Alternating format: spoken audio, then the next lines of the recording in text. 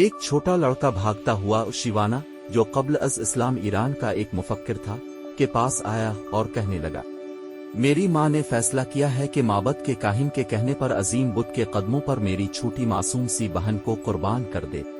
आप मेहरबानी करके इसकी जान बचाएं। शिवाना, ईरानी गैर मुस्लिम मुफक्किर, छोटे लड़के के साथ फौरन माबद में पहुंचा और क्या देखा कि औरत ने बच्ची के हाथ पांव रस्सियों से जकड़े हुए हैं और छुरी हाथ में पकड़े आंख बंद किए कुछ पढ़ रही है, और बहुत से लोग उसके अर्द गिर्द जमा थे।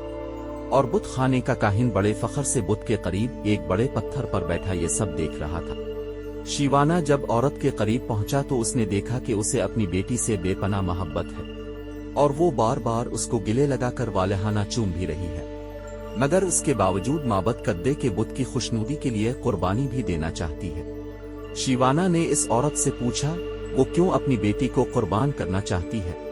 औरत ने जवाब दिया, काहिन ने मुझे हिदायत की है कि मैं माबद के बुत की खुशनुदी के लिए अपनी अजीज तरीन हस्ती को कुर्बान कर दूं ताकि मेरी जिंदगी की मुश्किलात हमेशा हमेशा के लिए खत्म हो जाएं। शिवाना ने मुस्कुराकर इससे कहा, मगर ये बच्ची तो तुम्हारी अजीज तरीन हस्ती थोड़ी है, इसे तो तुमने कुर्बान करने का इरादा किया है, अजीज तो ना हुई।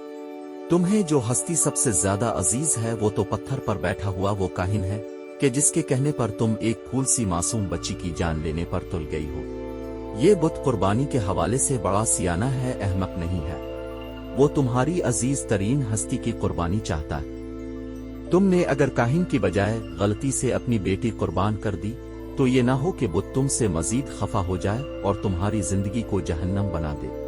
औरत ने थोड़ी देर सोचने के बाद बच्ची के हाथ पांव खोल दिए और छुरी हाथ में लेके इस काहिन की तरफ दौड़ी, मगर वो इससे पहले ही वहां से जा चुका था।